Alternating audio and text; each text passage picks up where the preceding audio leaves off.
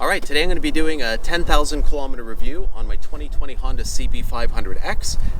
It's actually got about 12,000 kilometers on the odometer, 8,000 of which I did in a roughly 3-week period to Canada's east coast.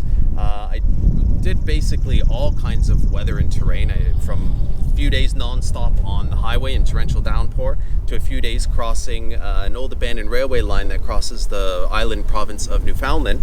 So I've gotten a really good feel for the bike.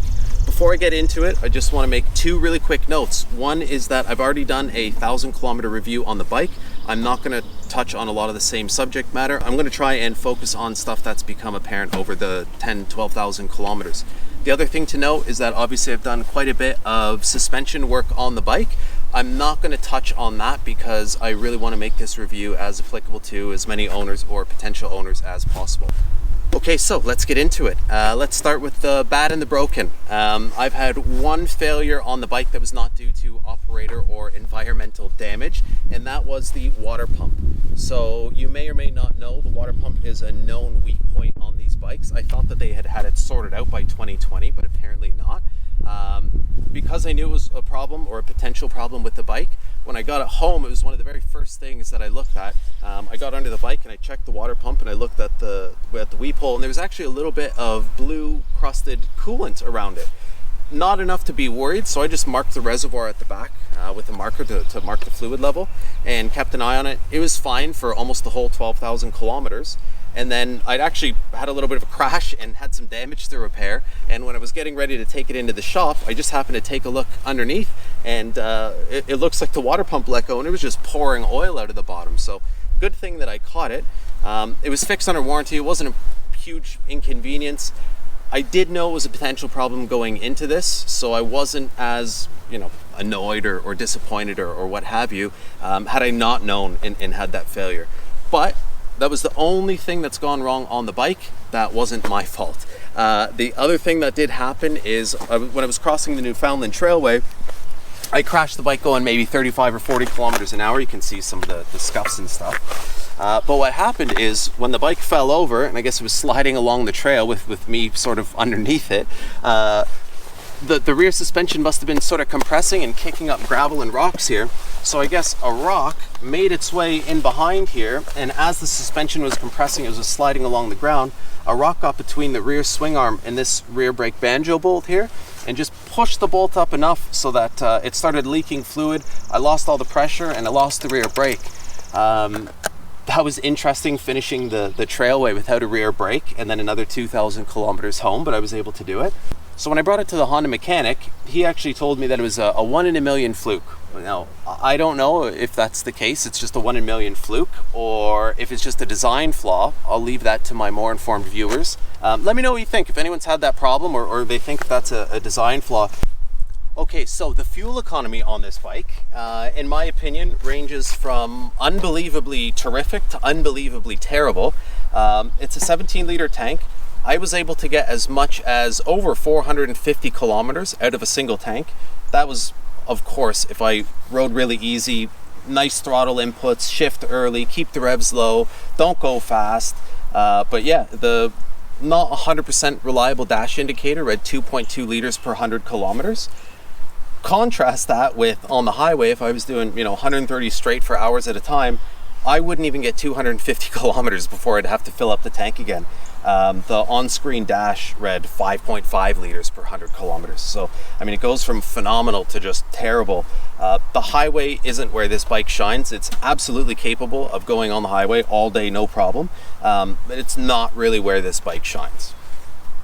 So that brings me to one of the stars of the show for me, which is the motor. So for a sub 500cc, less than 50 horsepower motor, I think it's a gem of a little motor. It has enough power to do anything you want of it. It actually feels like it has more power than it really does. It's never left me wanting. I can pass cars going at normal speed. It'll do anything you want except, maybe racing or getting an adrenaline junkie is fix. But it's never left me wanting. It's got more than enough power to do any normal tasks that you could possibly ask of it. One of the other things that I really like about the motor is that it's an inline twin. I just have an inherent dislike of big single cylinder thumpers, but inherent in the design, from my understanding, is because it's a very low stress motor, you get really good fuel economy out of it and extreme reliability, which is one of the things that attracted me to this bike as an adventure bike, a 50/50 bike, was the reliability. So as long as that sticks up, then the bike's doing exactly what I've hoped.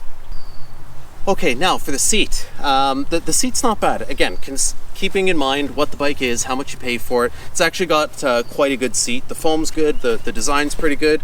What I did find is that one of the things that helps you off-road, so where it sort of slants a little bit forward here, and it's quite narrow, it's cut in here, that really helps you kind of get up on the pegs if you got to stand up and do some maneuvering off-road. But what I did find is that on the road, if I'm in it for quite a few hours, this slant you keep sort of sliding forward, especially if under braking, and then you got to readjust, a couple hours of that, and chafing ensues. So that brings me to the size of the bike. Now, I've heard people call this a 4/5 size adventure bike. I think that's just supposed to denote that, it is a little bit physically smaller, and the motor size is smaller than the comparable sort of 600 middleweight adventure bikes that it seems to be comparing against. And it's obviously a lot bigger than if you went to like a little 300 CRF or something like that. So I actually really like the size of the bike. It's one of the things that initially drew me to it. It is more than big enough to be able to go on the road all day long, no problem. It's not tiny, you don't feel cramped. You get a nice big upright seating position, nice and wide, very comfortable all day on the road. And then in contrast, it's small enough to be able to go on the trails. Of course, when you're on the trails, you want something smaller and lighter, but I was able to do it. Any smaller, I think it probably would be uncomfortable for me doing long days on the road. And any bigger, and I definitely would have struggled with some of the trails I was on. I'm not a very good trail rider, so I'm already exceeding the limits of what I'm capable of. But yeah, any bigger, and I probably would have had quite a bit of trouble, but this was able to go anywhere I asked it to. So really impressed. The only thing I will say is that being just a tad under 6 feet tall, if I'm on the bike all day long, I do find it starts to get a little cramped. Like this leg's just sort of bent up a little more than I'd like it. Again, for most people, probably not going to be a problem, but if you're doing 6, 7, 8 hour days, it starts to get a little bit cramped. What I plan on doing is just seeing if I can add something onto the crash bar here, just to see if I can arrange a way just to keep my sort of legs up like that, just even for 30 seconds, a minute, to give it a nice stretch. But other than that, I'm really, really happy with the size of the bike. So I did mention it in my first review, and I also made a separate video, but it was such an important thing for me that I'll just touch quickly on it. When I bought the bike and I was riding it home from the dealership, I found it unrideable due to the stock windscreen. My head was just getting buffeted from side to side like crazy. I got home, removed it, that completely solved it. It was fine riding in clean, fresh air. But I felt that for a true adventure bike, you're not going to go on a couple week trip without any sort of a windscreen.